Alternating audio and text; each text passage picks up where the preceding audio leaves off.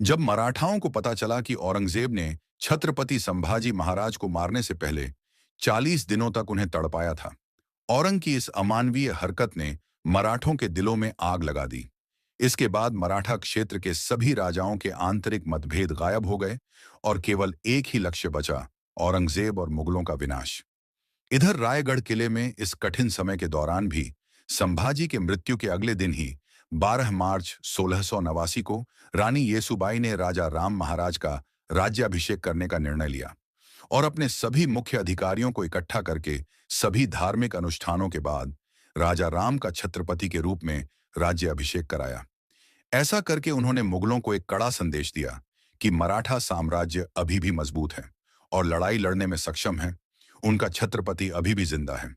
इधर औरंगजेब को जैसे ही यह खबर मिली, उसने अपने जनरल जुल्फिकार खान को मराठा राजाराम को पकड़ने का आदेश दिया। राजधानी किला रायगढ़ को जीतने के लक्ष्य से जुल्फिकार खान 15,000 से अधिक की मुगल सेना लेकर निकल पड़ा। इधर राज्य अभिषेक के लिए मराठों का पूरा शक्ति आधार रायगढ़ में एकत्र था। जैसे ही सबको आक्रमण की खबर मिली, तो रानी येसुबाई ने तुरंत सबको सुझाव दिया, यदि मुगलों ने हमला किया और हमारी सारी शक्ति अधिकार एक साथ पकड़ी गई, तो यह हमारे भविष्य के लिए घातक साबित हो सकता है। आप सब जल्द ही यहां से निकल जाएं। लेकिन तभी संताजी ने कहा, महारानी, आप सब और हमारे राजा का क्या? नहीं, हम लोग अपने महाराज को अकेले नहीं छोड़ सकते। फिर महारानी येसुबाई ने कहा, मैं किसी तरह राजा राम महाराज को यहां से बाहर निकलवा दूंगी। आप लोग बस जल्द निकल जाएं, ये रानी आदेश है। रानी येसुबाई ने सुझाव दिया कि राजा राम महाराज को अलग अलग गढ़ों से लड़ते हुए बाहर निकलना चाहिए। फिर उनको अंत में जिंजी में जाकर सुरक्षित रहना होगा, क्योंकि जिंजी का किला एक अभेद किला था। येसुबाई की सलाह अनुसार राजा राम महाराज यशाजी कांक और रामचंद्र पंथ अमात्य के सुरक्षा घेरे की बदौलत भेष बदलकर रायगढ़ से भाग निकले। इधर संताजी गुस्से से लाल होकर बोले, उस सुअर के बच्चे ने हमारे महाराज के टुकड़े टुकड़े कर दिए और हम लोग कुछ नहीं कर रहे हैं। इतिहास हम पर थूकेगा। फिर धनाजी ने कहा, आप और आपका कुल महान है संताजी। मैं आपको शीश झुकाता हूं। आपके पिता मलहौजी भी वीर गति को प्राप्त हो गए संगमेश्वर के युद्ध में, लेकिन आप उनको भूलकर सिर्फ अपने महाराज और अपने मराठा के लिए सोच रहे हैं। अब आप जो बोलोगे वही होगा।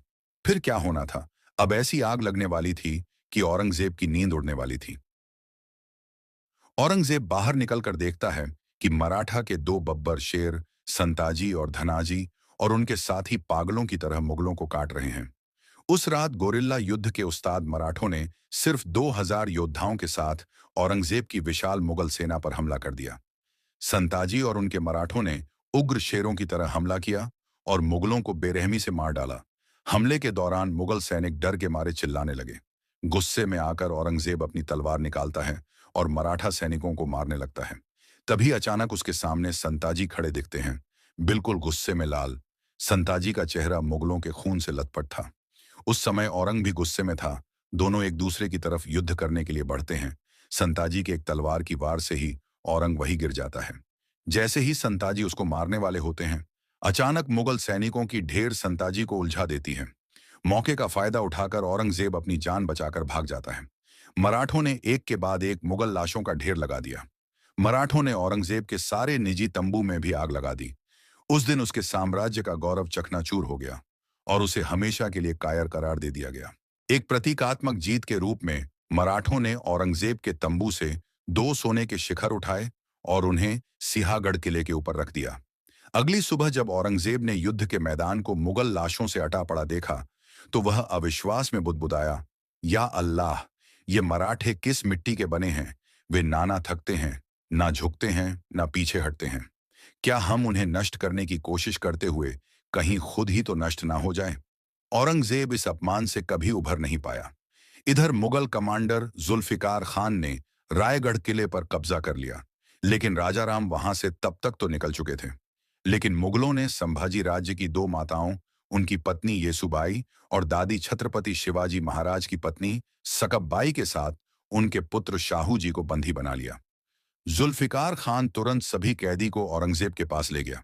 जैसे ही यह खबर संताजी को मिली, उन्होंने रायगढ़ किले पर हमला कर दिया। मराठों ने जुल्फिकार खान की सेना को काटकर रायगढ़ किले पर भी कत्लेआम मचा दिया और मुगलों का बेशकीमती खजाना, घोड़े और 5 हाथी अपने साथ पकड़कर पन्हाला लेकर आए। इस तरह कई गोरिल्ला युद्ध ने मुगल सेना का मनोबल तोड़कर रख दिया, क्योंकि मराठों को जब भी मौका मिलता वह मुगल सेना को चीर के रख देते। अब बारी मुकर्रम खान की थी, जिसने छत्रपति संभाजी महाराज को छल और धोखे से कैद किया था। औरंगजेब ने 50,000 रुपये इनाम देते हुए मुकर्रम खान को महाराष्ट्र के कोल्हापुर और कोकण प्रांत का सूबेदार नियुक्त कर दिया था। संताजी और उनके मराठों ने यह प्रण लिया कि चाहे कुछ भी हो जाए, पर उस मुकर्रम खान को जिंदा नहीं छोड़ना है। दूसरी ओर हमारे महाराज राजाराम प्रतापगढ़ से अब वे सज्जनगढ़, सतारा, वसंतगढ़ होते हुए पन्हाला किले तक पहुंचे। अब उन्हें यहां से रानी येसुबाई के कहे अनुसार झिंझी निकलना था। लेकिन औरंगजेब भी राजाराम को पकड़ने पर तुला हुआ था। चतुर औरंगजेब जानता था कि नव राज्य अभिषेक करने वाला राजा राम जान बचाने के लिए झिंझी ही जाएगा। उसने झिंझी जाने वाले सभी मार्गों पर कड़ी निगरानी रखने का आदेश दिया। उसने यह सुनिश्चित करने के लिए गोवा के पुर्तगाली वायसराय की मदद भी ली थी कि राजा राम समुद्र का मार्ग का उपयोग न कर पाए। इधर मराठा में आप कहे तो महाराज इन मुगलों को इसी पन्हाला में दफन कर दें। नहीं संताजी, हमारा कर्तव्य यह है कि महाराज को सुरक्षित झिंझी तक पहुंचाना होगा, क्योंकि फिलहाल रानी येसुबाई और शाहू जी मुगल के कब्जों में हैं। यह लक्ष्य बनाकर चलो, देर से ही सही, पर मुगल साम्राज्य का अंत हमारे ही हाथों होगा। पन्हाला पर मुगलों के आक्रमण की खबर मिलते ही राजा राम और उनके सहयोगी मराठा व्यापारियों के वेश में किले से भाग निकले। सूर्योदय तक वे लोग कृष्णा नदी के तट पर नृसिंहवाड़ी पहुंच गए। उन्होंने कृष्णा नदी पार की और दक्षिण की जाने के बजाय पूर्व के दक्कन की ओर जाने वाले रास्ते पर चल पड़े। क्योंकि मुगलों को बेवकूफ बनाना था, उन लोगों ने झिंझी जाने के लिए एक बार घूमकर फिर कृष्णा नदी पार करने की योजना बनाई। उन्होंने घुमावदार रास्ते का इस्तेमाल किया।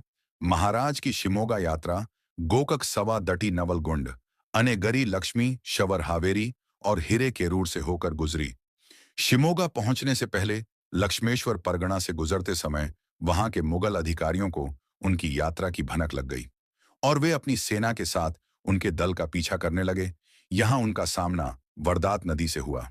महाराज ने मालोजी घोरपड़े के भाइयों की मदद से इसे पार करके अपने पीछा करने वालों को चकमा दिया, लेकिन आगे बढ़ने पर उन्हें पता चला कि उनका मार्ग मुगल दुश्मन सेना ने रोक रखा है।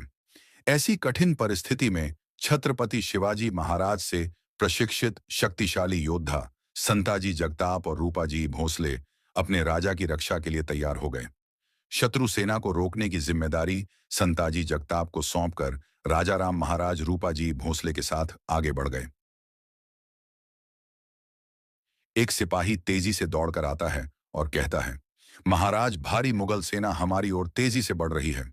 राजाराम महाराज तेजी से उठते हैं, चारों ओर देखते हैं। पास खड़े सेना नायक चिंतित हो उठते हैं। तभी घोड़ों की टाप की आवाज और तेज हो जाती है।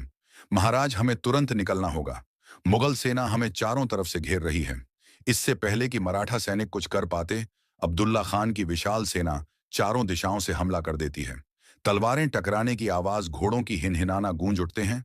मराठा सैनिक बहादुरी से मुकाबला करते हैं, लेकिन संख्या में कम होने के कारण कई वीर गति को प्राप्त होते हैं।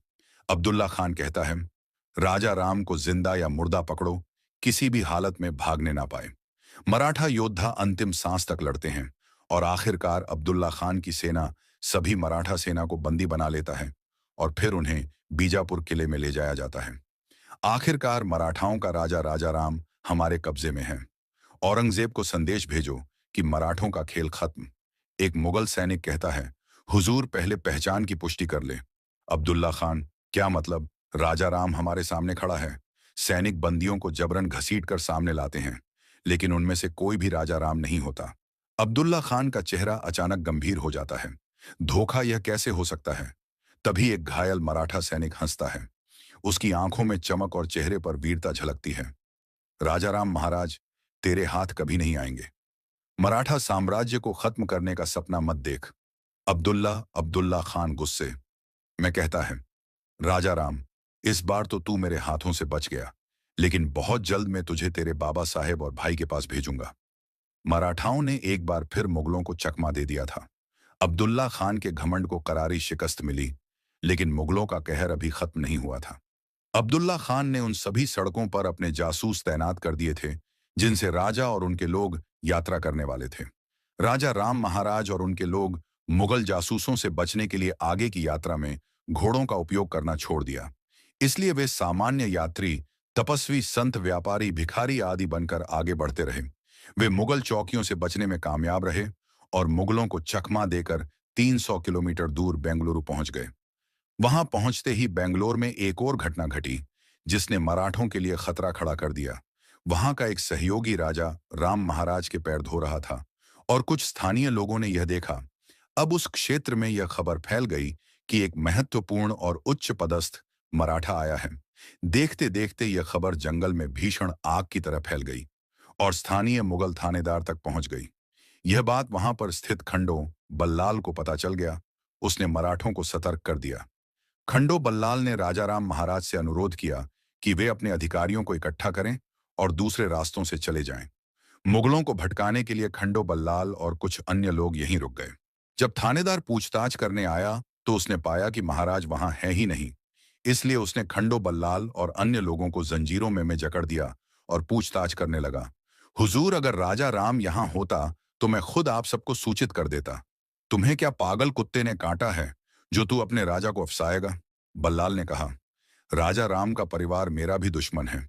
उसके भाई शंभू राजे ने मेरे पिता बालाजी आवाजी को हाथी के पैरों से कुचलवा दिया था। मुझे भी उससे बदला लेना है। किसी तरह मुगलों की नजरों से बच बचाकर राजा राम महाराज और अन्य लोग घोड़े पर सवार होकर तकरीबन 35 दिन का सफर करते हुए आखिरकार झिंझी में प्रवेश कर गए। अब महाराज और उनके आदमियों के सामने एक और बाधा खड़ी थी। उनकी अपनी सौतेली बहन अंबिका, अंबिकाबाई संभाजी की सगी बहन थी और राजा राम महाराज की सौतेली बहन। जब उन्हें राजा राम महाराज की किले का उपयोग करने की योजना के बारे में पता चला तो उन्होंने उनका विरोध करने का फैसला किया और युद्ध की तैयारी शुरू कर दी। हालांकि ना तो किले के लोग और ना ही उनके सलाहकार उनके पक्ष में थे। उनके मंत्रियों ने आपसी मतभेद भुलाने को कहा ताकि उनके पिता शिवाजी का सपना न टूटे। इसीलिए अंबिकाबाई को राजाराम महाराज के लिए झिंझी किले के द्वार खोलने पड़े। आखिरकार 15 नवंबर 1689 को राजा राम महाराज अपने दल के साथ झिंझी किले में पहुंच ही गए थे। इस तरह महाराज की इस यात्रा की गाथा समाप्त हुई। तुलापुर से भागा हुआ बादशाह बीजापुर में बैठा था। औरंगजेब अपने नक्शे पर झुका हुआ था। उसके सामने तमिलनाडु का झिंझक लाल घेरे में था। वह किला जहां अब मराठा प्रतिरोध की आखिरी उम्मीद राजाराम महाराज मौजूद थे। उसकी आंखों में वही जुनून था जो कभी शिवाजी और संभाजी को ध्वस्त करते समय था। लेकिन इस बार उसका लक्ष्य सिर्फ राजा नहीं बल्कि पूरे मराठा वंश को समाप्त करना था। मुकर्रर खान को संदेश भेजो, औरंगजेब ने भारी आवाज में बोला। सुल्तान के इस पुराने और भरोसेमंद सेनापति ने औरंग के आदेश को सलाम किया। मुकर्रर खान को आदेश मिलते ही उसने एक विशाल सेना तैयार की। हजारों मुगल सैनिक के साथ वह झिंझी की ओर कूच कर गया। कोंकण से निकलते ही यह सेना बेजोड़ रफ्तार से बढ़ती गई। जंगलों, नदियों और पहाड़ियों को पार करते हुए मुकर्रर खान लगभग 800 किलोमीटर का कठिन सफर तय कर चुका था। लेकिन उसे क्या पता था कि उसका यह इंतजार हमेशा के लिए शांत होने वाला था। मुकर्रर खान की सेना जैसे ही झिंझर कुछ दिन की दूरी पर पहुंची, अचानक हवा में शंख और रणसिंघा की गूंज उठी। दूर पहाड़ियों से उठता धूल का गुब्बार देखकर मुगल सैनिक सतर्क हो गए। यह कोई और नहीं था बल्कि यह मराठों की छापामार युद्ध नीति का प्रचंड प्रहरी थे। संताजी मां भवानी ने हमारी सुन ली। शिकार खुद शिकारी बनकर यहां पहुंचे हुए हैं। तो वो तू ही है संताजी, जिसका आतंक फैला हुआ है। याद है, एक आतंक और था, शभा, वह भी बहुत उछलता था, जिसको मैंने हमेशा के लिए शांत कर दिया। वह धोखा था, वरना तुम्हारी नस्ल शंभू राजे को पकड़ना तो दूर, पैर की धूल चाटने के लायक भी नहीं है। तो आजा, आज देख लेते हैं कौन किसका तलवा चाटने लायक। दिसंबर 16,689 के अंत में मराठा सेना ने मुकर्रर खान की विशाल सेना को गाजर मूली की तरह काटकर तबाही मचा दी। भयंकर युद्ध के दौरान संताजी घोरपड़े ने व्यक्तिगत रूप से मुकर्रर खान के साथ युद्ध किया। जब मुकर्रर संताजी का सामना नहीं कर पा रहा था तो वहां से भागने लगा। संताजी ने उसका पीछा किया। मुकर्रम खान, तुझे मैं मृत्यु के घाट नहीं उतारूंगा। जिस तरीके से तुमने हमारे महाराज को 40 दिन तड़पाया था, उसी दर्द को आज तू महसूस करेगा जब बच सकता है तो बच ले। मुकर्रर खान के घाव इतने गंभीर थे कि उसके बचे हुए सैनिक उसको उपचार के लिए ले जाने लगे, लेकिन मुकर्रर खान की वही दर्दनाक मौत हो गई।